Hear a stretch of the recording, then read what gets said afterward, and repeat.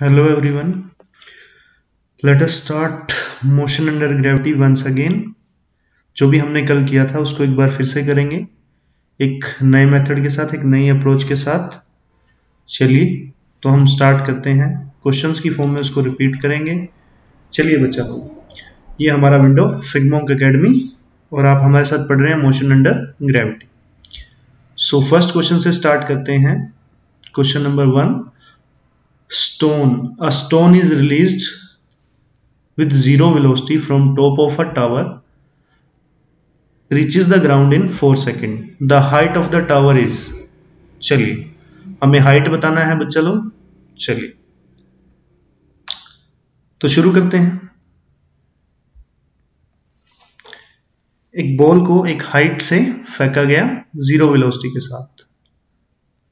So let us assume height is h and जैसा हमने बोला कि उसको ड्रॉप किया या रिलीज किया तो इनिशियल वेलोसिटी कितना हो गया, 0। जैसा हमने कल समझा था बच्चा लोग, लास्ट वीडियो में हमने किया था, एक बार उसको देखते हैं। इक्वेशंस ऑफ मोशन को यूज करते हैं। s equals to ut plus में हाफ at स्क्वायर। ut हो गया 0, s की जगह हम h पुट कर देंगे और यहां आ जाएगा हाफ gt स्क्वायर।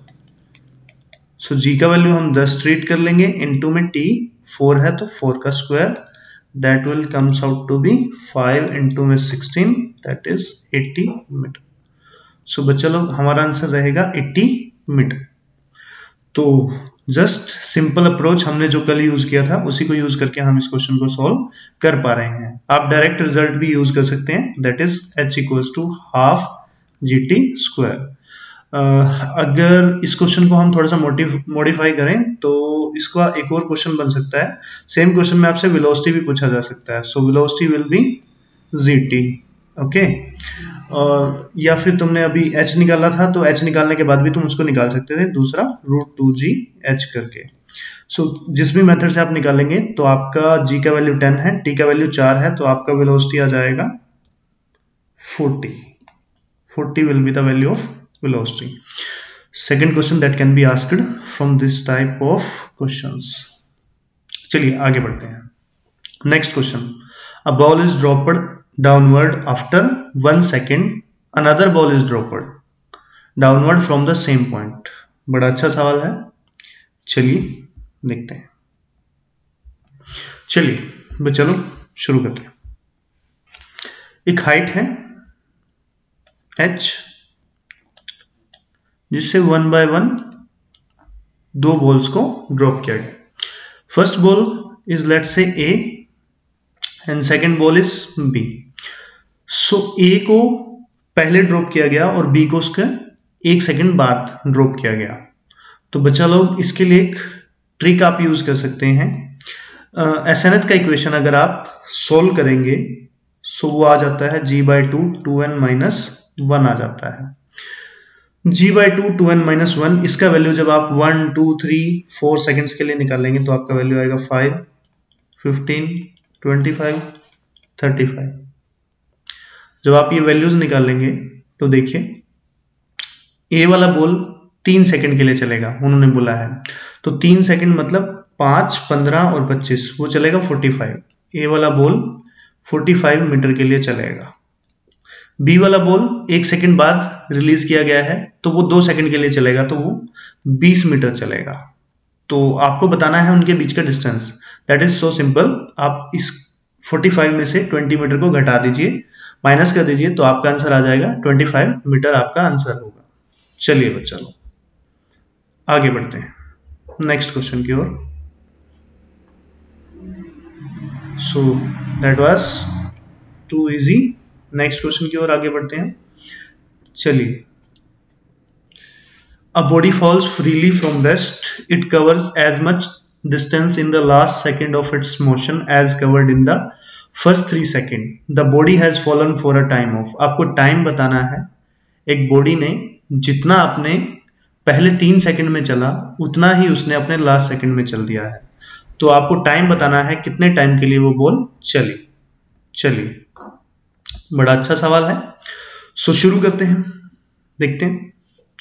आप इस क्वेश्चन को भी सिमिलर अप्रोच से यूज करके उसी अप्रोच को अगर हम यूज करें तो ये क्वेश्चन भी आपका सॉल्व हो जाएगा। देखिए कैसे।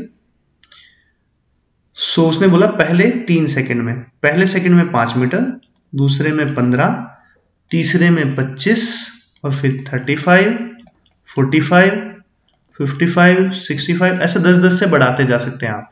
एसएनएथ के इक्वेशन से मैंने बच्चा लोग ये रिजल्ट निकाला है जो आ जाता है सॉल्व होके g/2 2n-1।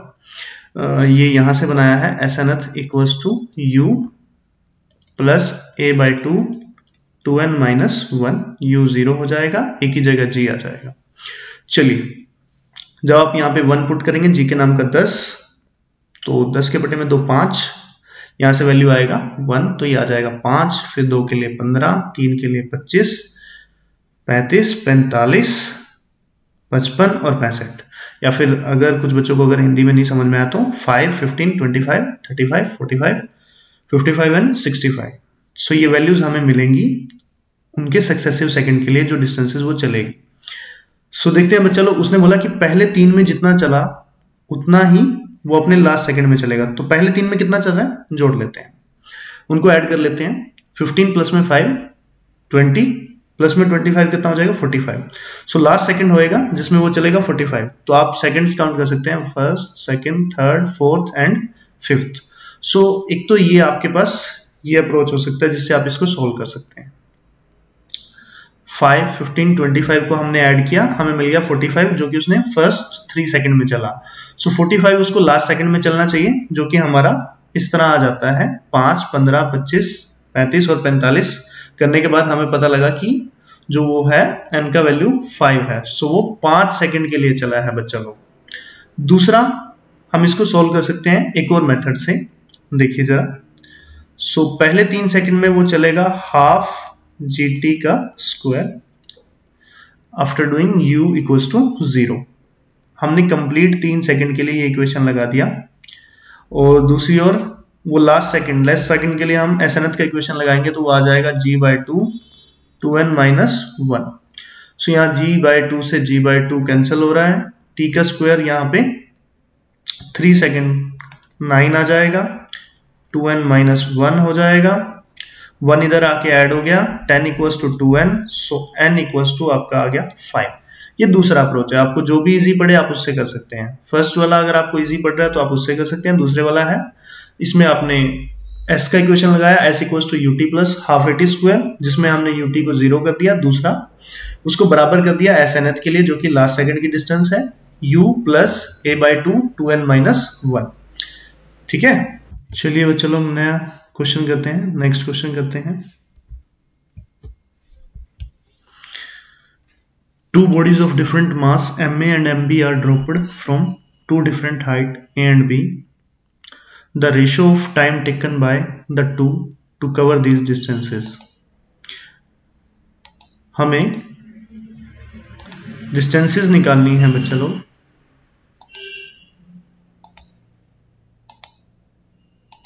हमें रेशियो निकालना है टाइम का जो बॉडीज ने डिस्टेंस कवर की है उनके लिए।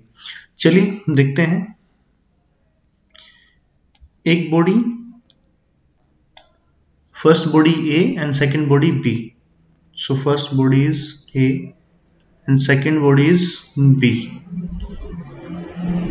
दे are dropped from height A and height B। Okay, dropped मतलब u कितना हो गया 0। So s equals to ut plus half at square हम लगाएंगे तो ये रिजल्ट हो गया 0। यहाँ पे आ गया h से भी बेटर होगा हम a यूज कर लें, डिस्प्लेसमेंट a होगा, यहाँ आ जाएगा हाफ g t का स्क्वायर, t a कर लेते हैं। ठीक है, नेक्स्ट b के लिए similarly b equals to half g t b का स्क्वायर आ जाएगा। चलिए अगर हम इनका रेशियो करते हैं, फर्स्ट इक्वेशन इसको मान लेते हैं, इसको हम सेकंड इक्वेशन मान लेते हैं, सेकंड इक्वेशन। सो 1 बाय में हम 2 करेंगे तो हमें मिल जाएगा a बाय में b equals to TA by में TB, इसका स्क्वायर होगा दोनों तरफ, तो इधर क्या हो जाएगा, सॉरी इधर स्क्वायर होगा, TA बाय में TB का स्क्वायर हो जाएगा होल, तो इधर लग जाएगा रूट, तो आपका आंसर आ गया रूट A बाय में root B। So answer is C। Okay, चलिए बच्चा लोग नेक्स्ट क्वेश्चन की ओर बढ़ते हैं। A stone is dropped into water from a bridge 44.1 meter above the water. Another stone is thrown vertically downward. 1 second later, both strike the water simultaneously. What was the initial speed of second stone? चलिए हम देखते हैं क्या हुआ है। Strike the water simultaneously. What was the initial speed of second stone? चलिए दोनों ने सेम हाइट h ट्रेवल किया। फर्स्ट हमने जस्ट ड्रॉप किया h हाइट से, h का वैल्यू उन्होंने दिया हुआ है 44.1। सेकंड वाले को भी हमने नीचे ही फेंका है, लेकिन उसके पास कुछ स्पीड थी u। सो दोनों का डिस्प्लेसमेंट सेम रहने वाला है। तो हम फर्स्ट वाले की बात करें, फर्स्ट वाले ने 44.1 मीटर चला है और उसके 1 सेकंड बाद हमने दूसरा बॉल प्रोजेक्ट किया है। तो इसको सोल्व करने के दो मेथड हो सकते हैं। फर्स्ट, जैसे मैंने आपको बताया था कि जब एक बॉल को हम ड्रॉप करते हैं तो वो फर्स्ट सेकंड में 5 मीटर चलेगी, देन 15, देन 25, देन 35, 45। तो उसने टोटल कितना चला है 44.1। अप्रोक्सीमेटली अगर हम उसको 45 मान लें, क्योंकि इन्होंने G को 9.8 ट्रीट किया है, अगर हम 10 ट्रीट करेंगे तो फिर हमारा 45 ही आएगा। सो हम एक बात पता लग जाती है, हमें क्लियर हो जाता है कि वो बॉडी 3 सेकंड के लिए चली है। तो इसका मतलब दूसरी बॉडी हमारे पास 2 ही सेकंड चलेगी और 2 सेकंड चलेगी। दूसरा हमें डिस्प्लेसमेंट भी पता है, तो हम दूसरे वाले के लिए सिंपल इक्वेशन लगा सकते हैं, S = UT plus half AT square. S उसका 45 हो जाएगा अप्रोक्सीमेशन के द्वारा। चलिए U हमें निकालना है और टाइम हमें पता लग चुका है 2 है, तो 2U प्लस में हाफ G के नाम का 10 हो जाएगा, T के नाम का अब 2 आ जाएगा, क्योंकि वो 1 सेकंड बाद चला था, तो 2 का स्क्वायर यहाँ पे 4 हो जाएगा। चलिए ये इक्वेशन 45 = 2U प्लस में 5 × 4 20 हो जाएगा। This is 2U and this is 20। So 2U = 25, U = 12.5 approximately. So ऐसा हमारे पास एक आंसर आ रहा है A। अगर हम G को 10 ट्रीट करेंगे तो हमारे आंसर इस तरह आएंगे। चलिए बच्चा लोग, तो आपको इस तरह के क्वेश्चन में ये भी आइडिया हुआ है कि ऐसा अगर थोड़ा सा टेढ़ा कैलकुलेशन आ जाए तो हमें अप्रोक्सीमेशन का यूज करना है। चलिए अब हम नेक्स्ट क्वेश्चन की ओर बढ़ जाते हैं। What is the distance a ball fall after 1 second, second second, third second, fourth, fifth seconds? ठीक है, अगर हम एक बॉल को ड्रॉप करते हैं तो वो कितना डिस्टेंस चल जाती है 1 सेकंड के बाद, 2 सेकंड के बाद, 3 सेकंड के बाद, 4 सेकंड के बाद, 5 सेकंड के बाद। तो सेम आप देख सकते हैं, सेम सिमिलर क्वेश्चन है जैसा हमने अभी किया। फर्स्ट सेकंड में 5 चलेगी, दूसरे सेकंड में 15, 25, 35, 45, 55, 65, 75। तो उसने बोला 1 सेकंड के बाद कितना चल जाएगी, तो 1 सेकंड में कितना चली है 5 मीटर। ठीक है, 2 सेकंड के बाद, तो 2 सेकंड में इन दोनों हाइट्स को हमें जोड़ना पड़ेगा, तो 5 और 15 हमारा कितना हो जाएगा 20। 3 सेकंड के बाद हमें इनको जोड़ना पड़ेगा तो हमारा हो जाएगा 45 और इसके बाद हम जोड़ेंगे तो हमारा हो जाएगा 80।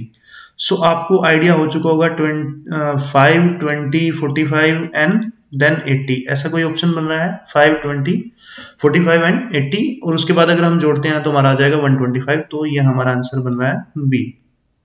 तो आप देख सकते हैं काफी यूजफुल है आपके मोशन अंडर ग्रेविटी के क्वेश्चंस के लिए। आप इस ट्रिक को यूज कर सकते हैं, ये बहुत इंपॉर्टेंट ट्रिक है। Next, what is the velocity? Same question में अगर आपसे वेलोसिटी भी पूछ ली जाए तो आप क्या करेंगे? सिमिलर अप्रोच से जाएंगे जो हमने यूज किया था फर्स्ट क्वेश्चन में, जैसा मैंने आपको बताया था V = GT आ जाएगा। सो V = GT आप यूज करके इस क्वेश्चन को सोल्व कर सकते हैं। चलिए, तो V = GT, जब t इक्वल टू 1 होगा तो आपका v 10 आ जाएगा, 2 होगा तो 20 आ जाएगा, 30 आ जाएगा, 40 आ जाएगा, 50 आ जाएगा, 60 आ जाएगा। सो ऐसा कोई भी आंसर है तो आप उसको मार्क कर सकते हैं। तो देखिए 10, 20, 30, 40, 50, तो आपका आंसर आ गया ए। नेक्स्ट क्वेश्चन की ओर बढ़ते हैं। अच्छा क्वेश्चन है, ये भी मोशन अंडर ग्रेविटी से related. A body sliding on a smooth inclined plane require 4 second to reach the bottom after starting from rest at the top. How much time does it take to cover 1/4 the distance starting from the top. तो बच्चा लोग बोला है कि अगर inclined plane को आप motion under gravity की तरह ही ट्रीट कर सकते हैं, फ्री फॉल का केस बना सकते हैं। चलिए हम मान लेते हैं वो हाइट h ट्रेवल करता है और आपको t दिया हुआ है 4 के लिए। आपको बोलता है कि h/4 कितने टाइम में चलेगा। तो दो इक्वेशन बनाइए, उनको डिवाइड कीजिए, आपका आंसर आ जाएगा। सो फर्स्ट के लिए इक्वेशन बनेगा h equals to half g, t की जगह आ जाएगा 4 का square. So h/4 equals to half g t dash का स्क्वायर। हमें t डैश निकालना है तो हम इनको डिवाइड करेंगे तो हमारे पास आएगा 4 इक्वल्स टू 4/t का square. After solving this we will get, इसको रूट को इधर ले आते हैं तो 2 इक्वल्स टू 4 में t बच जाएगा, t equals to 4/2 that comes out to be 2। So t 2 equals to 2 हमारा आंसर आ जाएगा। सो बच्चा लोग इस तरह के क्वेश्चन आपको देखने को मिल सकते हैं। चलिए बच्चा लोग नेक्स्ट क्वेश्चन की ओर बढ़ जाते हैं। रिलेटिवली थोड़ा सा अच्छा सवाल है। अ stone is dropped into a well in which the level of water is h below the top of the well. Question क्या कह रहा है, एक स्टोन को ड्रॉप करना है एक कुएं के अंदर जो कि h डेप्थ पे है। जिस हाइट से हम खड़ा होके फेंक रहे हैं मतलब उससे नीचे पानी जो है वो h डेप्थ पे है।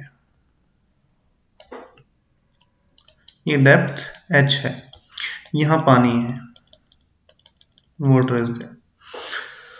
सो if v is the velocity of sound, okay, the time after which splash is heard. आप यहां से एक स्टोन फेंकेंगे, रिलीज करेंगे तो स्टोन नीचे जाएगा,